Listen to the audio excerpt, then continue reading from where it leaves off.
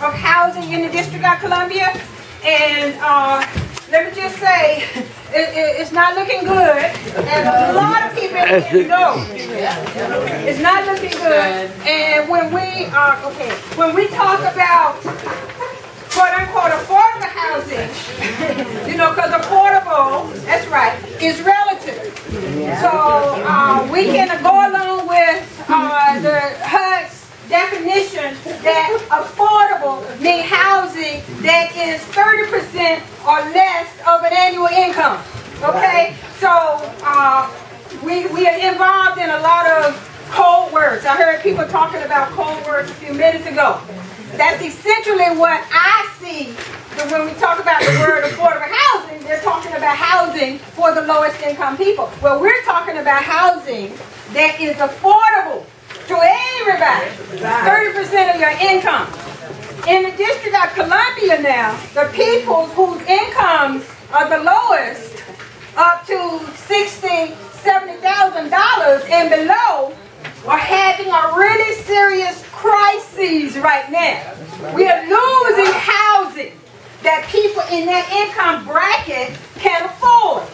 Now, I've given you this little report. I want you to take a close look at it. But we're losing some housing that we don't have to lose. And that's part of the reason we're having this discussion today.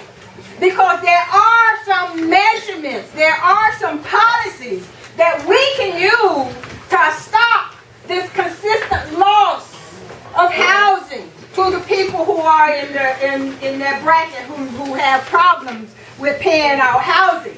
That's part of what I want to talk about. That's part of what Empower DC is working to do.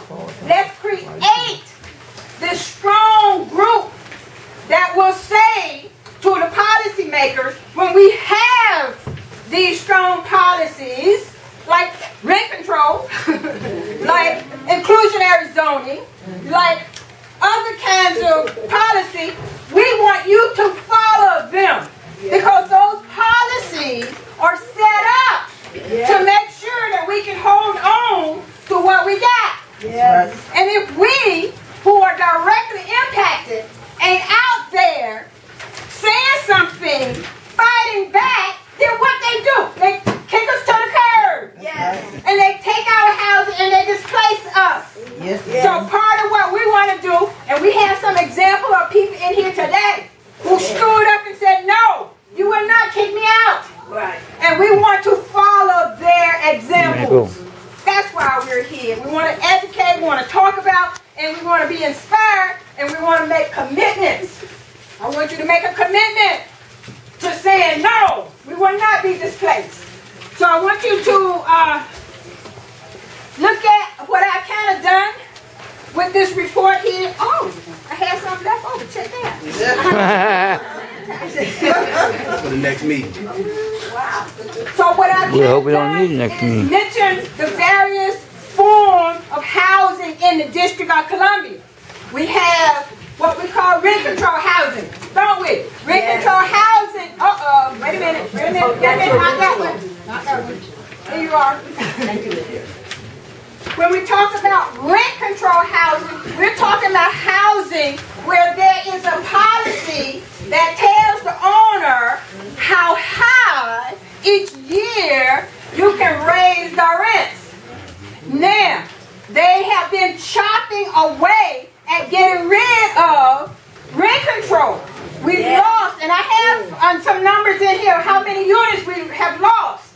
Because they find ways to usurp rent control. But what I want you to do is pay attention to all these policies. So we're saying rent control is one that we need to hold on. We were just able, and there's folks here, just able to get some reform around rent control. Now it took some fight, it took some demonstration, it took a few years. But we've gotten some reform on rent control. But nonetheless, they're still chipping away. Yeah. Then we have what is called market rate housing. That's housing that somebody will pay whatever you ask for. There are some units in this area here where people are paying $5 Now when you have that, that's market rate housing. What somebody will pay. And there are people who are moving to the district want to be near metro or public transportation who are willing to pay $5,000 a month.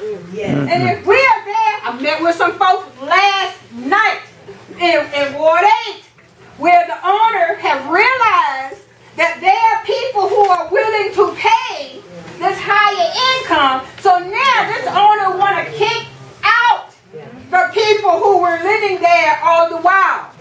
And so I'm excited that some people are saying, no, we're going to fight that and we ain't going to let you do it that way. But some people got a little notice last week and they left. We're saying we need a strong citywide group of tenants to stand up for all of us. So that's what it's called market rate housing. Then we have subsidized housing. Subsidized housing. That is housing that the government put a little assistance, help us a little bit in paying our rent. That's what a lot of people call project-based Section 8. Housing vouchers, public housing. Those are assisted housing. Then in D.C. we have some locally assisted housing, like the rent supplement housing. All of these housing are under attack because higher income people want those housing, and the owners are not saying, and the government is not saying, let's talk about one city, but they're not saying, let's create enough housing for everybody. They're not saying that. So those of us that need assistance or don't have a lot of money are the ones that are being pushed to the side. But we have to say no to that. And that's the whole thing. And we've seen it. We've seen it all you know, for African American people. The reason we can stand here is because we had folks like Harriet Tubman to say no. No, people like Frederick Douglass to say no. And that's what we have to do, is saying no. And that's what we are about. So I want you to pay attention. Let me just say, and I'm the person who gets gonged a lot, and I don't know where the Keep on going, girl. This ain't the gong show. Homelessness in this city is growing. Homelessness, not just of individuals that stay on the road, but homelessness of whom? Families. Family. April #1, and it wasn't an April Fool joke. What did the mayor do? They closed the entrance to the family shelter in D.C. General. They said, we ain't taking no more families at D.C. General. And then, of course, they tried to close down other shelters. But the people, and there are folks in here who fall back and say, no, you will not close down the shelter. So we did get some money is replaced, and we did get some of the shelters, you know, hypothermia are still open. But I guarantee you, those people who want D.C. General, those folks who want the Franklin shelter, those people, they ain't stopped. They didn't stop. That's right. They just said, hey, I will pull back a few minutes because we got these folks out in the street. Because we got those folks down here in Mr. Kwame Brown's face every day. We were there. But they haven't stopped. So we have to have that kind of tenacity. You know, we have to have that kind of persistence. So let me just give you one other point, and then, where am I? That's what I meant. Another point. You know housing is tied to money. Everybody said that in our little introduction. Housing is tied to money. That's criminal as far as I'm concerned. Housing is a basic human right, so it should not be tied to money. I should not have to have money just to have a decent roof over my head. That's right. And we can change it. We can change it, but it's going to take us fighting. That's right. So in the District of Columbia, D.C. is the third highest poverty rate in the country. So you know we're going to have a lot of people who need some assistance with housing. So what we're saying to folks who are in that boat, and for those of us who are on the verge of that boat, And those who may not be in that boat, let's all of us come together and say, let's change.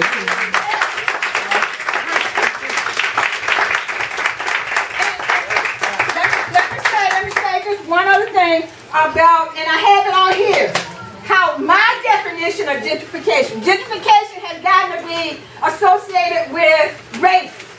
You know, and that's because the newcomers who are predominantly European American come in and they have different kind of thinking about us. But I say gentrification ain't about race necessarily. Let me say that. Money. Money. Here's what I have. It's about the government allowing a neighborhood to run down. Intentionally run down. Intentionally. Haven't we been fighting to make sure that inspectors come out and fix up the place? You know, because landlord will intentionally not fix up the place because they know rather than fighting, I'm going to move. Right? But we have to say no. We have to say no. And we have to say, mayor or city council member, you have to make that landlord follow the law. We have these protection laws because people have fought. Residents have fought to get these great laws on the books in D.C. Right. But if we don't fight for them or stay vigilant, then we lose them and we lose out. And that's a form of displacement. So I want us to be mindful and I want us to be knowledgeable because knowledge is so critical. It is so critical that we know what we're talking about and that when we make demands, right, Ms. Venus? When we make demands, then we know what we are saying. So, let me just say, I see my little hand points. I have some suggestions that we need to get involved in. And we're facing Congress right this minute. Congress is talking about raising the minimum rent. You know, everybody has to pay rent to live because it's tax money. So if you live in public housing, or if you live in Section 8 housing, the Congress, somebody named Judy Biggins from Illinois, a Republican, a primary pusher, was saying, let's raise the minimum rent of people who live there, whether they got any income or not. And let's raise it every year. Let's raise it every year. We don't care if they ain't got no money, just put them out. And we're saying we have to fight back. And so that's part of what we want to talk about when we come into our little closed session, our little session. How are we going to fight them back? Because we can't sit back and let them do it. No. Let me say thank you.